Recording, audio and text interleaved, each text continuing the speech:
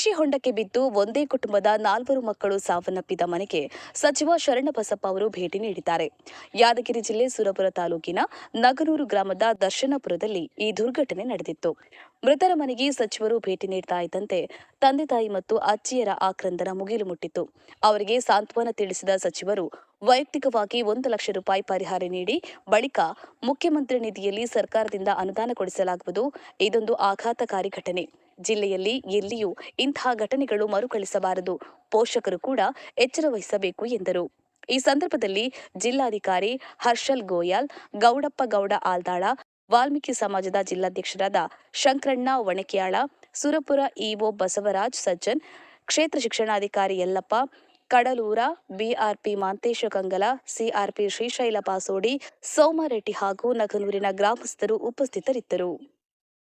PR Gudimani, ಉತ್ತರ ಕರ್ನಾಟಕ. ಜೈ Bhim news 24x7 ಇದು ಬಹುಜನರ ನ್ಯಾಯಕ್ಕಾಗಿ.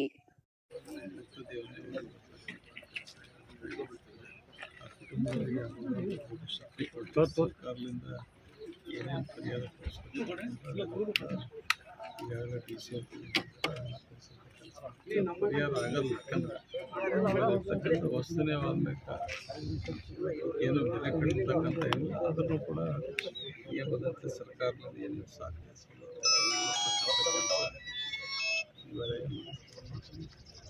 ಸರ್, ಜಿಲ್ಲೆಯಲ್ಲಿ ಅನಧಿಕೃತ ಕೃಷಿ ಹೊಂಡಗಳು ಅದರ ಬಗ್ಗೆ ಅಧಿಕೃತ ಗೊತ್ತಿಲ್ಲ. ಯಾಕಂದ್ರೆ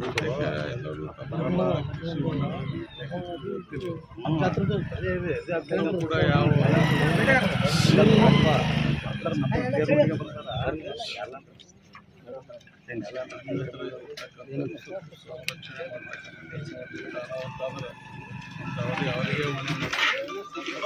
ಸರ್, ಇಲ್ಲಿ ಇರುವಂತ 30 ಮನೆಗಳ ಒಂದು ಬೇಡಿಕೆ ಏನಂದ್ರೆ ಸರ್, ಈ ಕುಡಿಯೋ ನೀರಿನ ಸ್ವಲ್ಪ ಸಮಸ್ಯೆ ಆಗ್ತಾ ಇದೆ ಅಂತ. ಅದಕ್ಕೆ ಗ್ರಾಮ ಪಂಚಾಯತ್ ಎಲ್ಲೋ ಒಂದ್ ಕಡೆ ಮಲ್ತಾಯಿ ಧೋರಣೆ ತೋರಿಸ್ತಾರೆ ಅಂತ ಅವರು ಆರೋಪ. ಸಮಸ್ಯೆ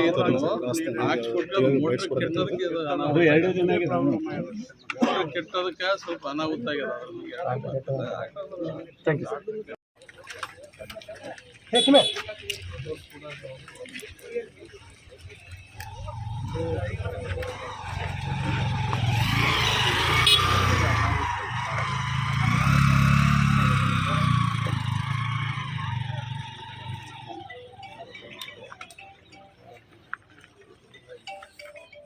ನಾವೇನು ಮಾತಾಡೋ ಸ್ಥಿತಿ ನಾವೆಲ್ಲರೂ ಸೇರಿ